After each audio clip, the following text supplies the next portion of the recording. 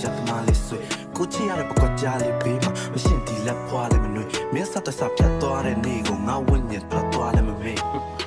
မင်းမရှိဘွားရှောင်းလန်းကျန်းတာမို့တီးနို့ထက်ကြောင်ကရန်လွမ်းတာမျိုးမင်းနှွေးတဲ့ရဖို့ဆိုမနှလုံးသားတစ်ခုလုံးလောင်ချမ်းစမ်းပွားလို့ပြောတဲ့ကောင်မင်းမာယာကြောက်ခွင်းနဲ့နောက်တစ်ခေါက်ပြန်ပြီးထောင်ဖန်းစမ်းမှာမျိုးမင်းတို့သိလာတဲ့လိပ်ပြလေးဘယ်တော့မှမနာမဲ့ခေါင်ရမ်းပန်းဟာကိုခဏငါတောင်းတဲ့သူ့အတွက်တဘွားလုံးစားသိကြမိနေတဲ့ကိုအလွန်မီးခွက်ထွက်ရှာတဲ့သူအလွမ်းစိတ်ကိုပြန်မဖြစ်တာမိနေတဲ့ကိုမင်းစိတ်နဲ့ပဲတီးမှတီးနေတဲ့ကိုနာရီကိုပြန်ကျင်ညာမိနေခဲ့တယ်လို့တယောက်တည်းကြည့်တဲ့ရုပ်ရှင်မှာခွန်ခွာပြီးတန်းနေကြစီတဲ့အမြဲပို့လမ်းခွဲစကောက်